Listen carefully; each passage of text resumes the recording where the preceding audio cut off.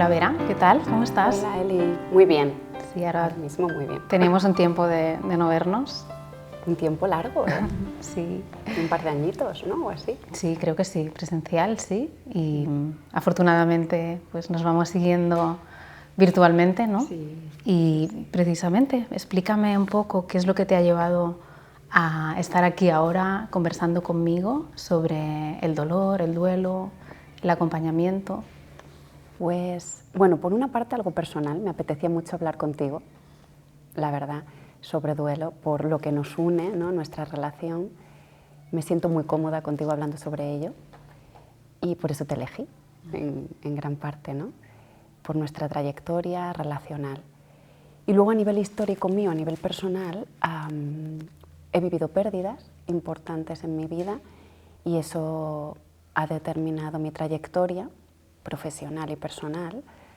Entonces, profesionalmente, al final me he adentrado en el campo del duelo y este es uno de los grandes motivos por los que estoy aquí hablando sobre ello, ¿no? A mí me emociona mucho este encuentro, por lo que contabas, ¿no? Por esta trayectoria compartida, ¿no? Que de un inicio pues, fue una relación profesional, ¿no? O sea, desde tu ámbito profesional, que luego pues, se ha ido transformando, ¿no? Y aquí estamos. Y qué gusto, ¿no? Un tiempo, poder estar sí, aquí. un tiempo después. Qué bien, Eli. Gracias. Pues encantada de compartir este tiempo.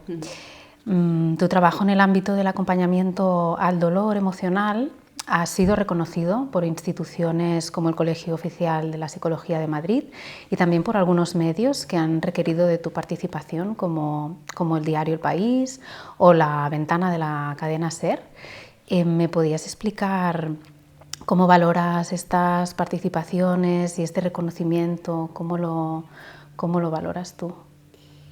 Lo valoro muy positivamente porque aunque sean contextos más, bueno, no en el Colegio de Psicólogos, ¿no? Pero los medios de comunicación hagan entrevistas desde un punto de vista periodístico, como no puede ser de otra manera, claro, pero dar espacio al dolor en medios de comunicación siento que es algo fundamental, necesario y yo diría que incluso urgente, porque al final coloca a la audiencia, a la sociedad, en parar, en que el dolor es importante y es importante estar ahí, ¿no? Presente en ello. Entonces es una manera de educar a la sociedad de alguna forma, ¿no? Entonces creo que es necesario. En un mundo que vivimos ahora tan ajetreados y con tanta urgencia, hablar sobre el dolor, parar en un medio de comunicación, no sé, yo respiré una energía bonita, ¿no? En ese sentido, de poder dar permiso y espacio a esto. Y en general, ¿cómo crees que se trata? Porque me da la sensación de que es un tema que necesita de tiempo, de espacio, justo al revés, ¿no? De estas prisas que no se puede dar en determinados programas quizás o formatos. Súper buena apreciación, porque al igual que es una muy buena noticia que den espacio a este campo, pero claro, al final el formato, que yo lo entiendo, porque cada medio tiene sus, bueno, pues su organización, su forma, pero es un tema con tantos matices que cuando me plantean preguntas del tipo, dame cómo se acompaña un duelo, por ejemplo, por suicidio, o dame unos tips para elaborar la culpa, o qué le dirías a una persona cuyo padre acaba de fallecer. Son preguntas que en 5 minutos no se pueden responder y me dan medio minuto. Imagínate. Imagínate, ¿no? Entonces es delicado y por eso me ha gustado mucho la apreciación porque creo que hay que hacer un canto a esto, ¿no? Al valor del dolor y a darle el tiempo que merece. Hablarlo también, no solo transitarlo, sino hablarlo para encontrar algún matiz, reflexionar sobre ello, que creo que es la base. Sí, además cuando es un tema que nos afecta a todas las personas, ¿no? Absolutamente, a todas. Somos personas dolientes, o lo hemos sido, o lo estamos siendo ahora, o lo seremos, ¿no? Entonces, es una experiencia universal humana y creo que hay que tomárselo muy en serio. Justamente, ¿no? Estamos ahí dándole vueltas al tema del duelo, pero quería preguntarte justamente ¿Qué es el duelo, ¿no? ¿Qué es un duelo? Sí, pues el duelo es un proceso natural y quiero profundizar en lo de natural, porque no quiero que quede como en abstracto y como en automático, ¿no? Al final, nosotros hemos venido al mundo a amar y ser amados. Esta es nuestra verdad indiscutible, incuestionable. Hay muchos temas que se debaten, ¿no? Pero esto es imposible de debatir porque forma parte de nuestra naturaleza humana. Entonces, claro, cuando yo vengo al mundo a amar y ser amado, cuando yo vengo a esto y esta es mi verdad, cuando tengo una pérdida, sea por muerte, sea por una ruptura relacional, sea por un conflicto, porque me tengo que cambiar a otro lugar, una enfermedad, lo que sea, ¿no? Tiene todo el sentido del mundo que me cause dolor, porque es un grito al amor. Al final, yo estoy gritando el afecto de esta persona o de una parte de mí o de un lugar que ha representado, representa algo muy importante en mi vida. Entonces, desde ahí, ¿cómo no voy a sentir dolor? ¿No? En este sentido es natural. Me gusta linkarlo porque si no queda como una palabra aislada y tiene un sentido de peso, ¿no? Desde nuestra experiencia. En cambio, no sentimos como que sea un proceso natural, que sea algo natural, al revés, ¿no? Socialmente, también culturalmente, no sé, nuestra época, ¿no? En nuestros tiempos nos está tocando vivir todo lo contrario, ¿no? Una desnaturalización, un esconder, ¿no? Huir ¿no? de estas emociones más difíciles de gestionar. Entonces, es difícil, ¿no? También hablar del duelo cuando no es un tema que se esté abordando socialmente, ¿no? De una manera orgánica y más con una mirada más integrada, ¿no? en lo que es la vida, ¿no? más dirigida a esto. Totalmente. Es que se da una paradoja, ¿no? Porque el dolor es natural por el grito de amor, ¿no? Que decíamos y que forma parte de nuestra naturaleza, pero la cultura en torno al dolor no es simétrica con la naturaleza humana. Es como que se ha generado una manera de vivir totalmente asintónica, simétrica a nuestra manera de vivir.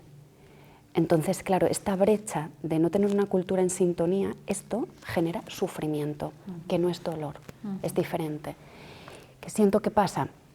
Que a nivel de sistema, por nuestro sistema, por nuestra cultura, no estamos invirtiendo en alfabetizar o educar a nivel emocional. O sea, hay un canto a la escolarización, que está muy bien, pero no tanto a la educación. ¿Y qué ocurre? Que el músculo emocional que tenemos, nuestro autoconocimiento, nuestra capacidad de desarrollar músculo emocional, nuestra capacidad para relacionarnos con nosotras mismas, con nuestro dolor, con nuestras emociones y con los demás, esto no se da. Entonces, ¿qué ocurre? Que cuando viene un dolor, una pérdida, tenemos una ventana de tolerancia, un músculo tan chiquitito que no nos cabe ese dolor, aunque sea natural por todo esto, y se nos escapa y entonces sufrimos y viene el sufrimiento, ¿no? Entonces, claro, culturalmente no hay conciencia sobre ello y esta no conciencia se proyecta en el sistema y aquí se ve la otra cara, ¿no? Vivimos duelos, pero estamos sufriendo mucho en el dolor y esto sí que no deberíamos vivirlo. Entonces, entiendo que parte de tu trabajo, ¿no?, es acompañar a las personas para abrir esta ventana, ¿no?, recuperar esta conexión con las emociones, poder alfabetizar, ¿no?, como decías, y a partir de aquí darle espacio, ¿no?, y sería un poco este el camino. Totalmente, es el poder a aquello que no nos han enseñado, aprenderlo ahora, desarrollar músculo, potenciarlo, para que el dolor pueda caber. Es la manera que se pueda transitar. Lo que ocurre es esto, ¿no? que yo lo que estoy viendo es que el duelo es natural, pero sin embargo hay una alta tasa de duelo complicado en el mundo, por lo menos en Occidente. Hay muchas personas que, bueno, pues que están diagnosticadas de depresión, de trastorno de ansiedad generalizada, de trastorno obsesivo-compulsivo, conducta alimentaria, y es real, pero tiene que ver muchas veces, no siempre, con duelos no elaborados que subyacen a esto a raíz de esta falta de conciencia proyectada, de que no nos acompañamos a nosotros mismas, ¿no? por esta falta de músculo, y entonces el entorno tampoco nos acompaña y nos sentimos con muchísima soledad. Y estar vulnerable en soledad es muy difícil de sostener esto. Y es algo que entiendo que, pues que se da mucho en consulta, ¿no? Sí. Que te encuentras a menudo. De hecho, es lo que más me encuentro. Un duelo natural me encuentro en un porcentaje, porque el hecho de que sea natural no significa que no necesite acompañamiento, porque el duelo es la experiencia probablemente más dura y más difícil que el ser humano pueda sostener, ¿no? Entonces, aunque sea un duelo natural, muchas veces necesitamos de este apoyo, de este soporte que me acompaña a transitar algo tan difícil, ¿no? Porque marca un hito en mi vida. Pero esto es como el acompañamiento natural del dolor, y este porcentaje es mucho menor de las personas que me encuentro en el acompañamiento, donde confluye mucho el sufrimiento. Muchísimo. ¿Cómo te puedes dar cuenta, cómo se puede dar cuenta uno mismo, una misma, que está en ese sufrimiento? Porque, como decíamos antes, ¿no? Lo natural ahora, o lo normal, es sentir ese sufrimiento, y a lo mejor no puedes apreciar que no es lo que toca, bueno, o sea, no, que no es lo natural, ¿no? Claro, y tendría sentido, porque como no nos han enseñado, ¿no? Pues tiene sentido que estemos como confundidas, perdidas en esto. Te cuento un ejemplo, porque creo que igual se entiende mejor. Por ejemplo, yo recuerdo una señora, esto siempre lo digo en mis formaciones, porque fue la primera persona que determinó un poco, bueno, que reflexioné sobre el dolor, ¿no? A raíz de su testimonio. Yo era muy jovencita, porque estaba terminando la carrera de psicología en Salamanca, y estaba en una residencia de personas mayores, y había una señora, María, que vino de un pueblecito, vino a la ciudad con su marido, y venía con mucho dolor, con mucho duelo de dejar su pueblo, su estilo de vida. Ella le gustaba, decía, es que echo de menos al panadero que venga a la puerta de mi casa, y echo mucho de menos, y tenía mucho dolor por ello. ¿Y qué ocurre? Que el entorno de la residencia, con toda la buena intención del mundo, porque no nos han enseñado, todo tiene un sentido, pero el impacto que generó en María era, no importa lo que siento, ¿no? Cuando era un dolor natural, entonces se invisibilizó este dolor. Entonces ella decía, menos mal que tengo a mi marido, porque es como que representa el amor del presente y toda mi historia de vida, ¿no? De atrás. Y claro, ¿qué ocurrió? Que lamentablemente a los 6 meses falleció Luis, su marido, y María se rompió, pero se rompió con un dolor natural fruto de ese amor, ¿no? Entonces, ¿qué le decía el entorno? Con el fin de ayudarla, por cómo nos han enseñado, la querían sacar del dolor, ¿no? Y decirle, pues piensa que ya no sufrirá, habéis pasado muchos años juntos, esto es ley de vida. Y ella decía, ya, pero yo tengo dolor, ¿no? Entonces ella está muy conectada con el llorar y con expresar su amor hacia Luis, y esto estaba desautorizado, invalidado. Llega un momento en el que ella lo siente como una carga. Entonces lo voy a representar porque creo que queda muy gráfico. Bueno, estas son mis matrioscas, tú las conoces, Eli, que las llevo a todos lados, muy antiguas. María, aquí en el presente, ella, cuando fallece Luis, está con un dolor muy grande. O sea, este sería como su duelo natural en conexión, porque está conectando con el gran amor de su vida, ¿no? Y de su historia.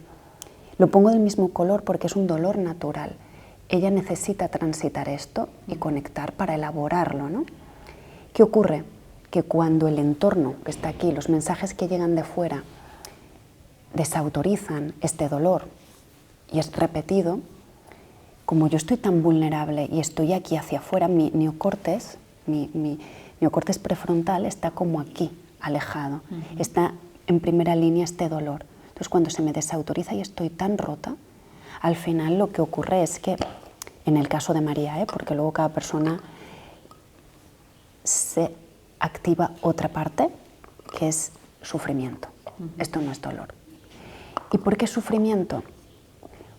Porque ella empieza a sentir que es una carga, porque es lo que recibe del entorno. Es una carga y ya empieza a activarse como una parte de juicio interno que de alguna manera está juzgando su dolor. Pero esto es un introyecto, esto viene del exterior, ¿no?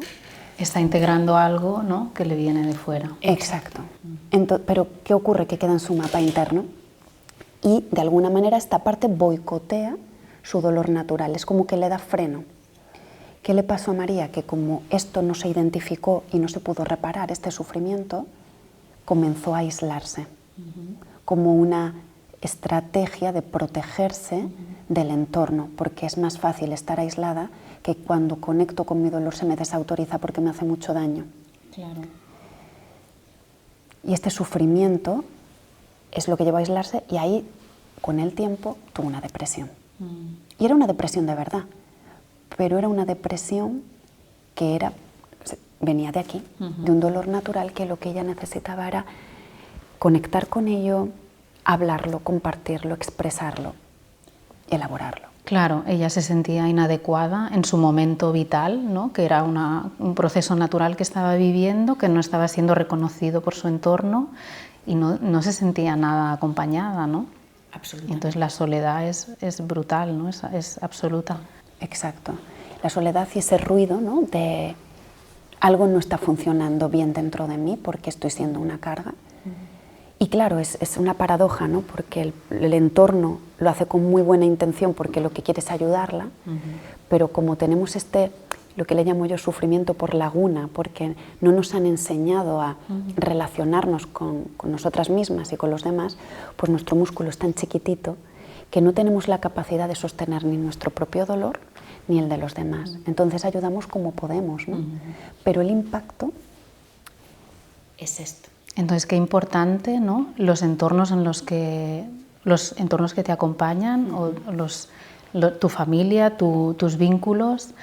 Hay unos factores de riesgo que se suman a este momento de tan grande vulnerabilidad. Absolutamente. Y este es uno de ellos, ¿no?, este que nos has puesto de ejemplo.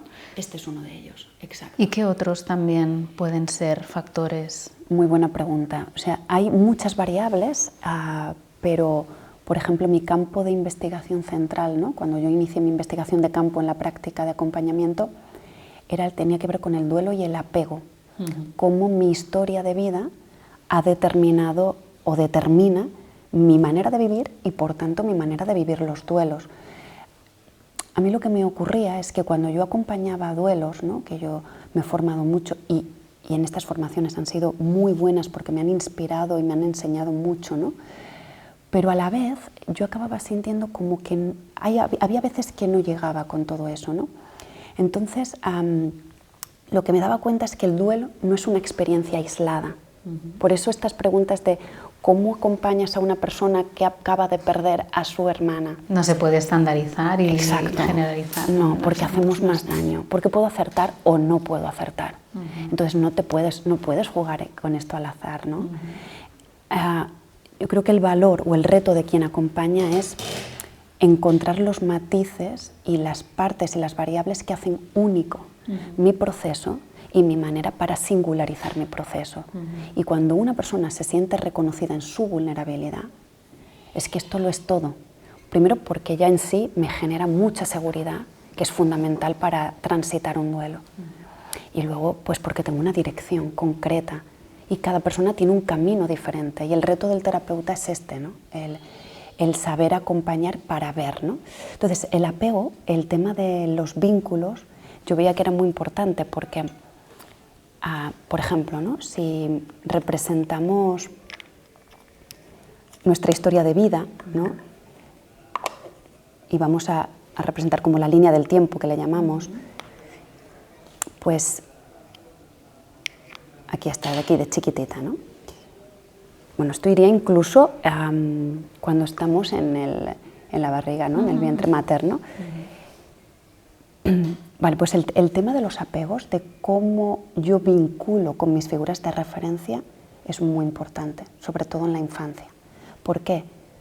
Porque si yo tengo una herida de desarrollo pues, a una edad temprana, cuando soy chiquitita, por ejemplo, recuerdo, ¿no?, el caso de un papá que con toda su buena intención quiso acompañar a su hijo con mucho cariño, lo hacía con muchísimo cariño y mucho afecto, pero acababa de morir su otro hijo, que era el hermano de este chico, y al hijo que estaba en vida le decía: cariño, te quiero mucho, ha pasado esto, pero vamos a ser fuertes y tenemos que ayudar a mamá y eres un campeón y yo estoy muy orgulloso de ti.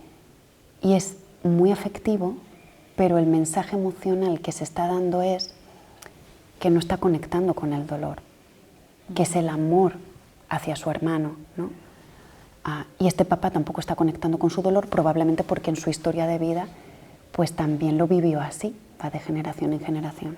Entonces, ¿qué ocurre? Que este chico no aprende a conectar con sus emociones, va a salvar a los demás. Entonces, desde aquí se genera una herida en yo no me hago cargo de mis emociones, no transito mi duelo, y aquí se puede quedar lo que llamamos duelos congelados, ¿no? O apegos evitativos, ¿no? Donde yo evito entrar en contacto conmigo. Y claro, cuando yo evito entrar en contacto conmigo, esto va a condicionar mi manera de vivir, no solo los duelos, sino en general la vida, claro, mis relaciones. Manera de vincularme, ¿no? Exacto. A la hora de conectar, de compartir, de empatizar, y no porque no tenga la intención ni el potencial, sino porque este músculo no se ha desarrollado.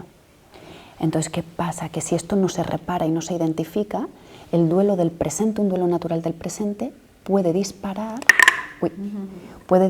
o funcionar de disparador con una herida de apego. ¿No? Y esto me lo encuentro muchas veces. Y en la infancia se han vivido cosas muy duras por el sistema en el que estamos. Como no ha habido esta educación emocional, en mayor o menor medida, pues tenemos mensajes emocionales y un guión de vida muy sufrido, ¿no? Cada uno en su grado, pero hay veces que no se reparan y se determinan. Entonces, si yo me voy al duelo del presente, cuando en primera línea hay una herida que se está activando, voy a generar un sufrimiento añadido en el acompañamiento. Entonces me imagino que lo complicado para estas personas ¿no? Como este ejemplo que has puesto, es encontrar esa herida, ¿no? En el descubrir en qué momento, en qué situaciones, en qué relaciones se ha podido, ¿no? Se ha podido dar esta herida. Totalmente. Por eso el acompañante necesita también como saber identificarlo para poder acompañar desde ahí. Muchas veces la persona necesita saberlo. Y luego, eso en cuanto a intervención de acompañamiento, pero luego a nivel de intervención comunitaria, ¿no? de poder generar estas pedagogías, ayudan a que la persona pueda decir: ostras, pues a lo mejor a mí se me ha congelado un duelo, o yo llevo con un duelo mucho tiempo, estoy muy limitada, y no es porque yo esté funcionando mal, es que seguro que hay alguna razón importante, aunque yo no sepa cuál es, que está determinando mi vivencia en el presente, ¿no? Y esto calma, porque siempre hay una razón importante, y si hay razón, siempre es transitable, ¿no? Y esta es la buena noticia de tener un mapa, ¿no? Aunque haya sufrimiento. Vera, entiendo que la buena noticia es que podemos reparar estas heridas que nos podemos ir encontrando en el momento que necesitamos elaborar este duelo, y bueno, es algo positivo, ¿no? Que es súper buena noticia, en realidad, ¿no? Porque es esto, aunque esto no lo deberíamos haber vivido, porque lo que decíamos, ¿no? El duelo es inevitable, forma parte de la vida, el sufrimiento, si tuviéramos un grado de conciencia más alto, no tendríamos tantos fallos relacionales, ¿no? Entonces, hay que poner conciencia aquí y hacer también mucha prevención primaria. Pero dicho esto, a la buena noticia, como dices, Eli, es que esto se puede efectivamente reparar. De ahí el valor que tiene saber identificarlo en los mapas cuando se activan, porque a lo mejor yo tengo una herida de apego o que no se me está activando y no la veo, no me está limitando y la tengo como escondidita ahí, ¿no? Pero hay muchas veces que se activan y son susceptibles de, pues esto, de estar aquí en primera línea, ¿no? Entonces, si una persona, si un terapeuta o un acompañante lo identifica y lo acompaña de manera diferente al dolor, porque se abordan de forma distinta, pues es reparable, por supuesto, es como el camino que la persona tiene que transitar para volver al ser, al yo, que al final es, bueno, en la vida y en el duelo, al lugar al que tenemos que llegar es a nosotras mismas, ¿no? A nosotros mismos. Y lo que cambia de una persona a otra es el camino. Cada persona tiene una hoja de ruta diferente, de ahí el valor del mapa. También, o sea, es algo que es importante que sepamos y que reconozcamos, ¿no? Que cada duelo es diferente, que pueden darse muchas maneras de transitarlo, igual como decías antes, ¿no? Igual que amamos de distintas maneras, ¿no? Absolutamente. Y creo que al final el valor del acompañarnos y acompañar es este, ¿no? El honrar la singularidad de cada persona y sobre todo acompañar a la persona en duelo, no al duelo de la persona en minúscula, sino la persona convive con dolor, pero la persona tiene una historia de vida, la persona tiene unas circunstancias determinadas en un momento dado, está en un momento vital concreto y todas esas variables confluyen y hay que tener una mirada del sistema interno de la persona, no el duelo como experiencia aislada, porque si no nos colocamos en un automatismo a la hora de acompañar, ¿no? Por ejemplo, pues digo, ven, pues esta persona está en trauma, pues abordo el trauma, pero a lo mejor necesita, no lo sé, a lo mejor sí, pero a lo mejor esa persona está en primera línea, otra parte de ella, o un trauma de apego que se haya activado, que necesita este acompañamiento primero antes de elaborar el duelo, ¿no? Yo creo que el valor está aquí, en acompañar, saber acompañar la singularidad. Y por eso los tips en duelo hay que tener como mucha delicadeza y con mucha conciencia a la hora de transmitir esto, porque ante la diversidad tips no encaja mucho. Puede ser contraproducente incluso, ¿no? Puede llegar a ser muy contraproducente, exacto. Estas frases o estos mitos que los tenemos tan interiorizados que nos salen como automáticamente, ¿no? Como, claro, exacto. Y el querer saber acompañar algo como muy rápido y no es así. Me tengo que tomar tiempo para acompañar y conocer a la persona. Y el terapeuta en este caso tiene como que integrar la historia y darse tiempo orgánico, el propio terapeuta, a integrar la historia, a conocer a la persona para poder ofrecer lo que necesita. Si yo le doy un tip, vengo de lo que yo he aprendido a ti y puede que no te encaje nada porque tienes un mapa donde no encaja y que pueda rebotar y en ese rebote pueda sufrir. Qué importante también la historia, la biografía de la persona que acompaña, ¿no? De la persona terapeuta y la persona doliente, ¿no? En este caso. Es un baile y una comunicación muy íntima, ¿no? Que también obliga a la persona que acompaña a estar revisando y a estar conectada con su propia historia. Totalmente, o sea, la persona que acompaña tiene que tener trabajo personal, ¿no? Bueno, siempre tenemos trabajo personal continuo, ¿no? Y tener esta conciencia para no proyectar o mis creencias o mi manera de ver el duelo o mi propio duelo. Tengo que tener, yo siempre lo digo a mis alumnas y alumnos, ¿no? Que para mí acompañar tiene que tener como dos cosas importantes, ¿no? Un baile de tener la mente como principiante, ¿no? Tener la mente y ponerte muy a la altura de la persona porque la persona es la que te va a dar el material y luego con ese material de mente de principiante encajarlo, integrarlo con las variables que hemos ido mencionando entre otras, ¿no? Para hacer el mapa. Entonces la mente de principiante activará tu mente de experto, pero no puedo ir de mente de experto de primeras, ¿no? Porque ahí pueden haber errores importantes y difícilmente reparables. Antes hablabas del sistema interno de la persona y ¿qué comunicación hay en el sistema interno con el sistema externo, ¿no? Porque al final creo que nos hemos centrado bastante en el fallecimiento, ¿no? De alguien, pues, alguien querido, ¿Cómo se da esta conexión entre sistemas, ¿no? Y cómo afecta esta pérdida en ellos?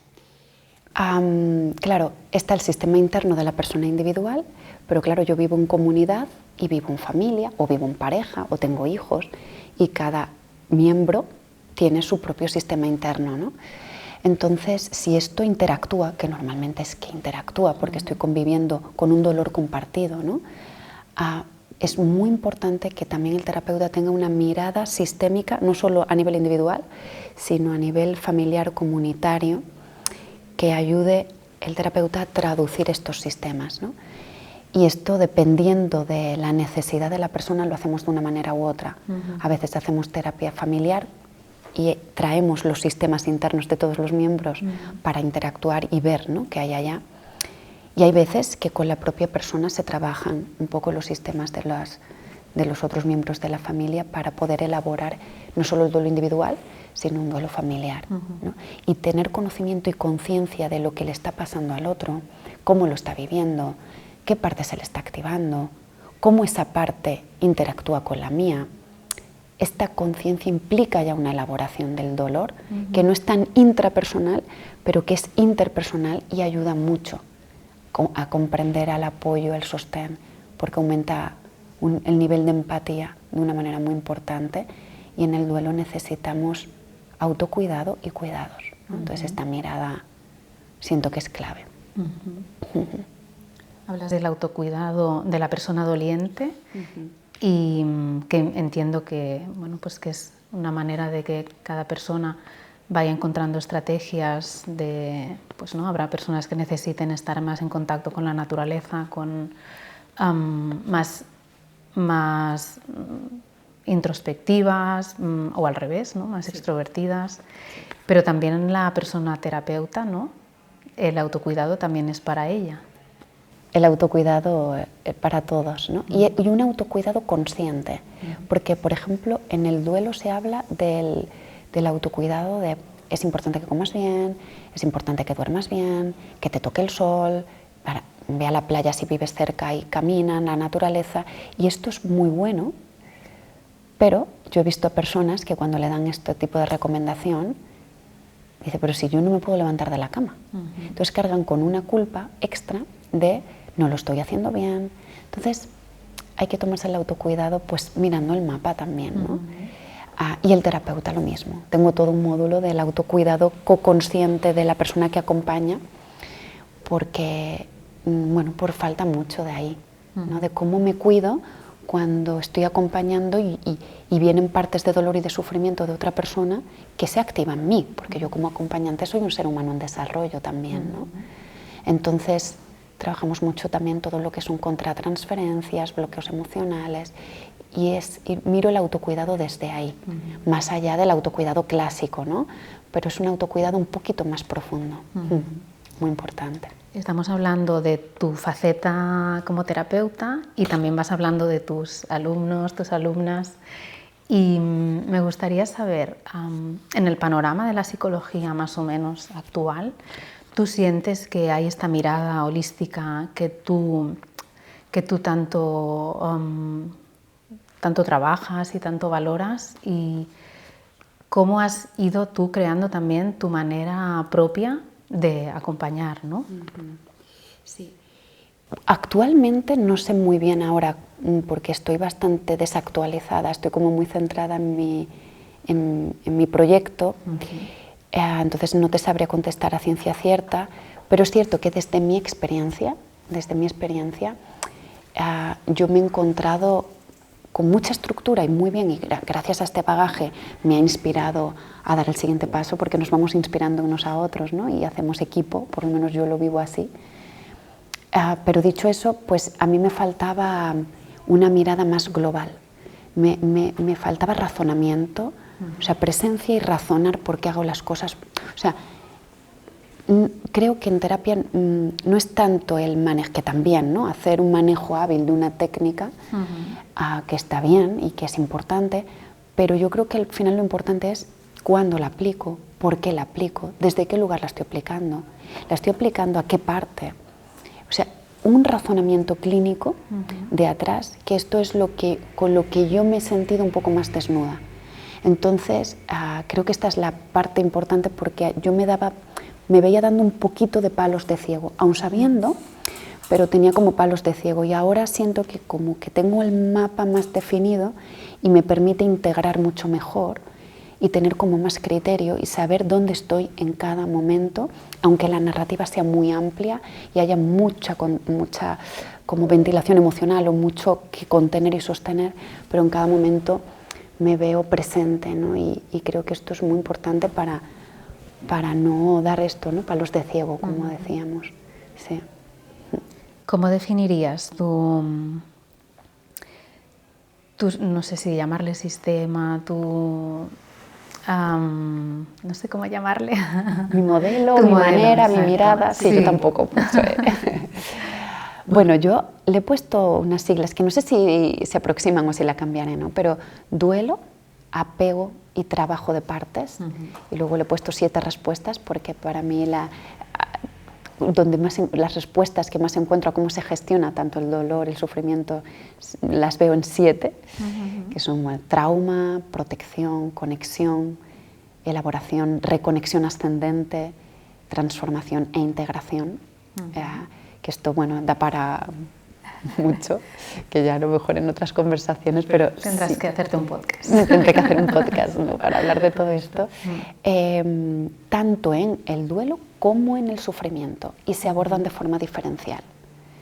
Vale, son respuestas que no es lo mismo un trauma orgánico, no es lo mismo aquí, ¿no?, un trauma orgánico, que yo acabo de recibir una mala noticia y mi sistema nervioso se sobreabruma de forma natural porque no puede digerir el dolor. Entonces, aquí un trauma orgánico no es lo mismo esto que un abuso sexual de infancia, por ejemplo, que se activa en mi duelo presente.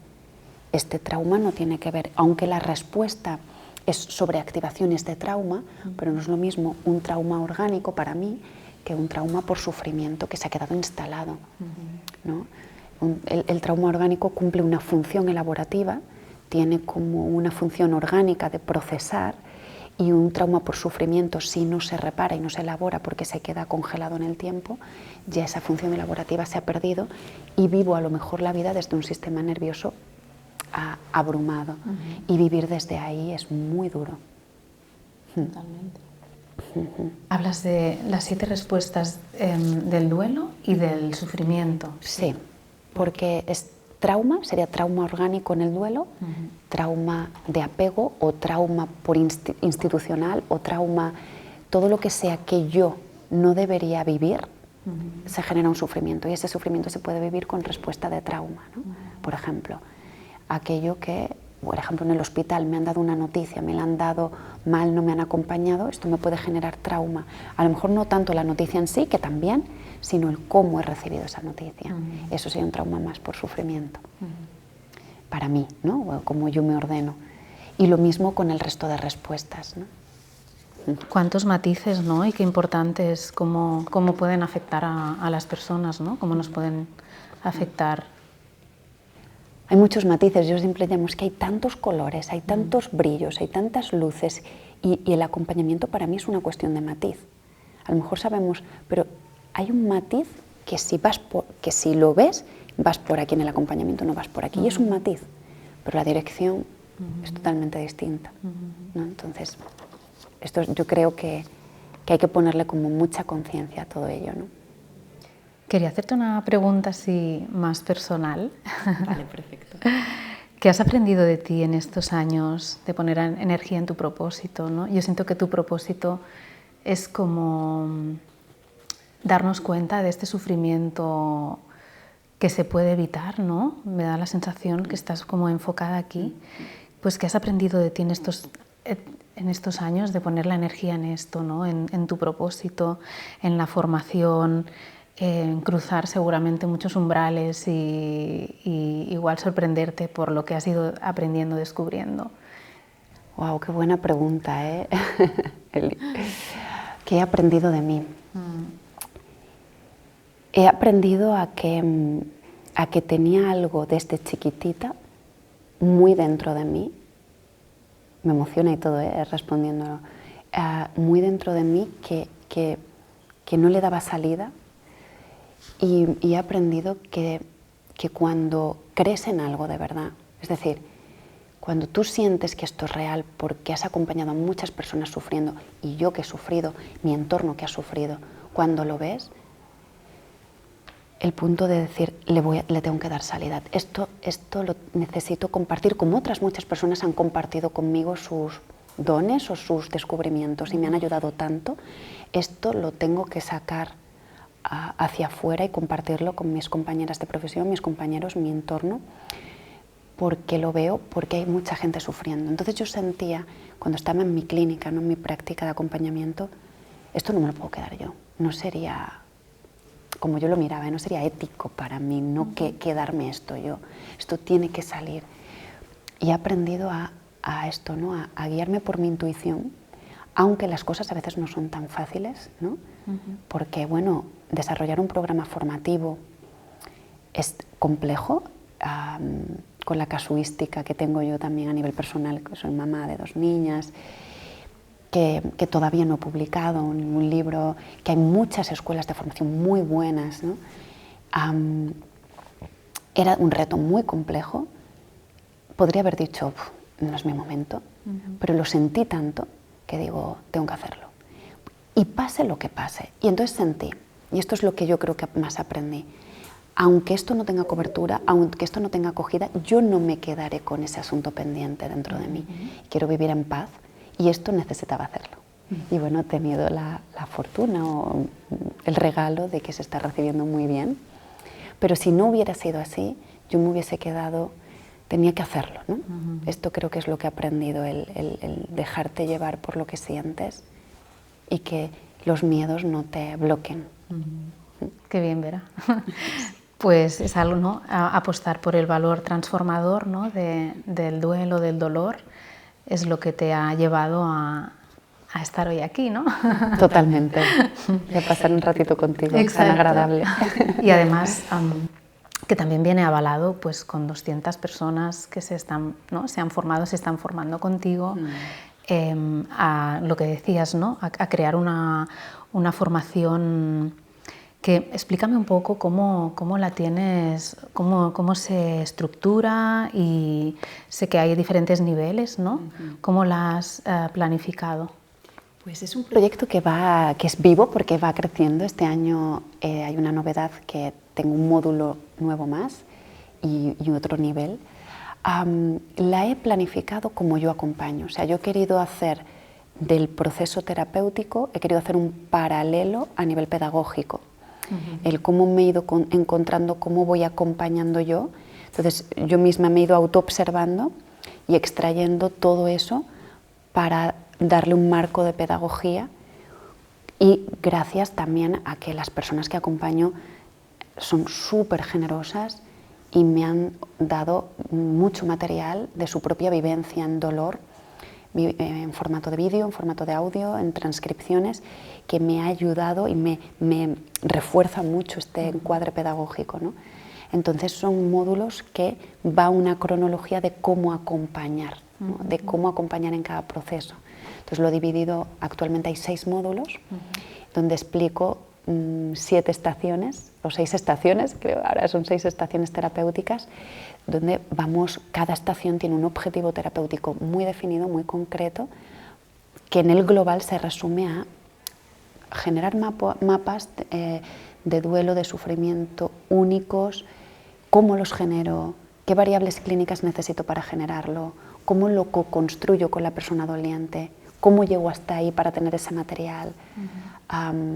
Una vez tengo el mapa, ¿por dónde empiezo? ¿Por qué empiezo por aquí? Todo esto, y luego ya una vez cómo acompaño, ya una vez en ruta, ¿no?, para llegar a facilitar la elaboración y el potencial transformador del dolor y del sufrimiento.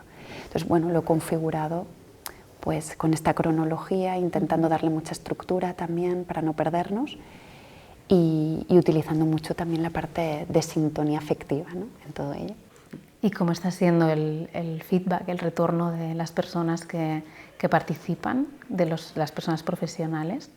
Pues muy bueno, muy bonito, porque parecen yo, ¿no? Porque yo me sentí así cuando yo he ido descubriendo a través de mis pacientes o amigas, ¿no? que también me han ayudado a darle forma, amigas psicólogas, a todo esto.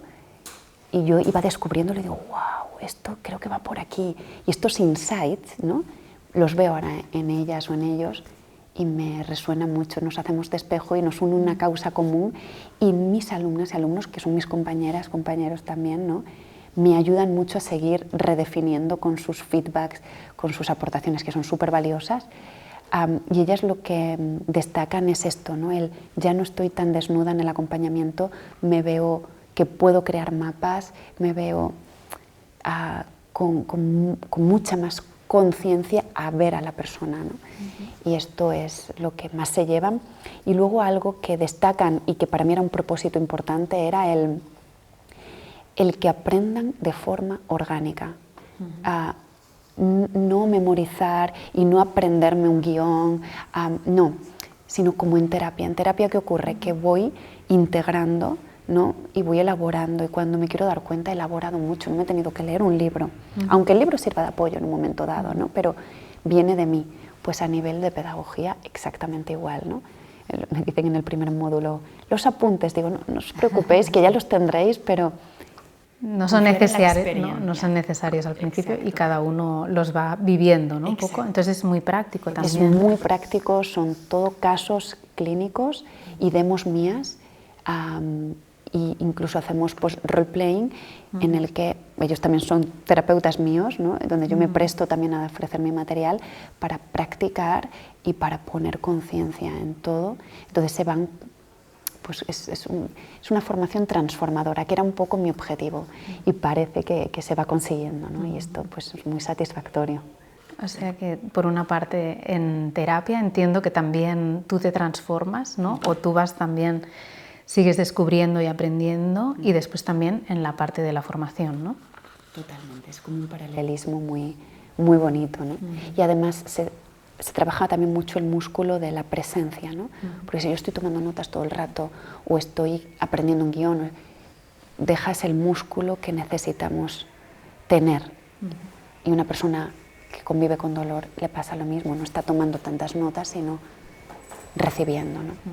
Si una persona está interesada en tomar formación contigo, ¿cómo puede encontrar ¿no? información sobre el programa, los niveles, los módulos que comentas?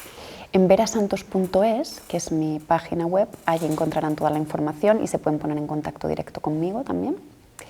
Y luego algo que quería añadir que he olvidado es que también intento, por lo menos hasta ahora, ¿no? Lo veo así, flexibilidad, porque yo entiendo que hay veces que no se puede hacer todo seguido, entonces hay personas que dicen, pues mira, yo hago 2 módulos y el año que viene pues hago los otros, o al revés, y esta flexibilidad también, porque intento también, o sea, facilitar en la medida de lo posible el canal, porque lo veo tan importante que me sabe muy mal que por X circunstancias no se pueda una persona pues no recibir esto, ¿no? Recibir esta formación.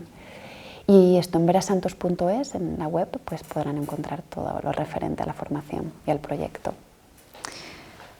Antes hablabas de, no sé si en el ámbito es muy importante esto de haber publicado algo, ¿no? Hablabas de, o sea, como que el valor te lo tiene que dar la literatura científica, ¿o cómo va esto?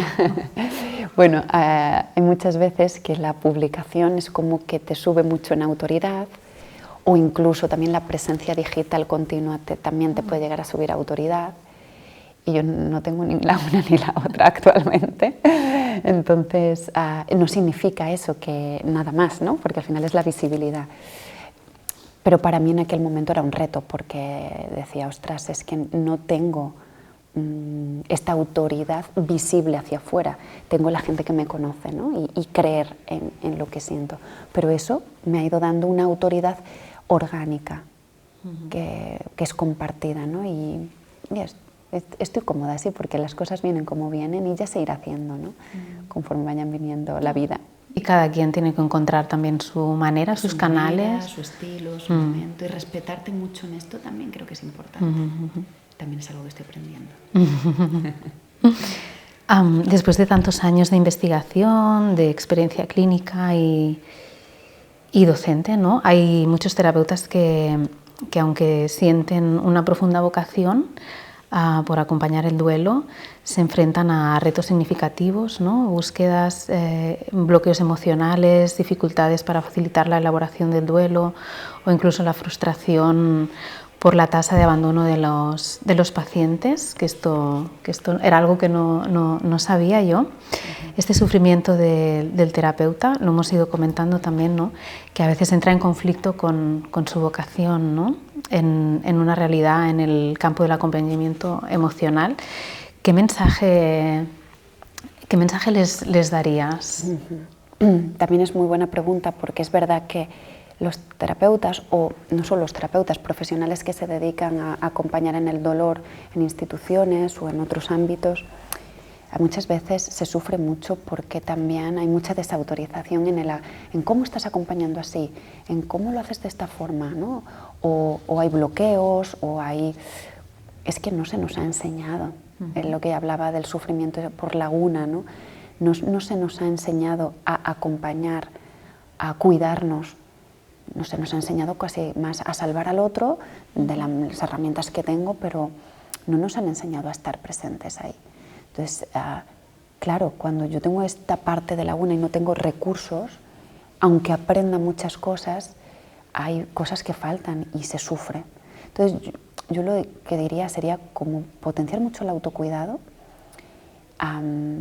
y la formación que yo he diseñado en gran parte también es dar un canto también y un guiño a quienes acompañamos. Somos una pieza muy importante que necesitamos estar cuidadas y cuidados y apoyarnos, ¿no? Y aunque lo hayamos hecho mal, que no me gusta esta frase, sino que, bueno, sí, nos hemos equivocado, claro que nos hemos equivocado porque venimos de donde venimos, pues abrazar esa equivocación, apoyarnos entre nosotros, enseñarnos, aprender juntos, porque estamos aprendiendo entre todas, ¿no? Y entre todos. Y no ir como de mente experto para hacer al otro chiquitito. Yo creo que tenemos que crear más comunidad. Y es esto, ¿no? Que cuando hay mapa, y muchas veces yo he sufrido mucho porque no veía a la persona, digo, pero ¿y por qué es un paciente resistente? No es que fuera un paciente resistente, es que había una parte que yo no estaba viendo, o una parte de mí que se estaba activando que yo no estaba viendo. Y poner conciencia en eso yo creo que es clave en acompañar y en vivir. Así que bueno, esta es un poco mi mirada para estas personas que están pasando ahora por ahí, ¿no? Un mensaje muy, muy valioso, Vera. Pues creo que estamos ya en el final de la conversación. Me gustaría saber cuáles son tus desafíos actuales, tus retos, o dónde te quieres enfocar, poner la energía, en qué estás ahora mismo. Ahora mismo en el presente, porque tengo también mucha proyección futuro, ¿no? Pero en el buen sentido, ¿no? De la palabra, porque conecto con muchas cosas y me salen muchas proyecciones. Yo estoy aquí en el programa ahora mismo, en la formación, estoy poniendo toda mi energía, todo mi tiempo en darle cada vez una forma más, no sé cómo denominarlo, ¿no? Pero darle un buen empaque.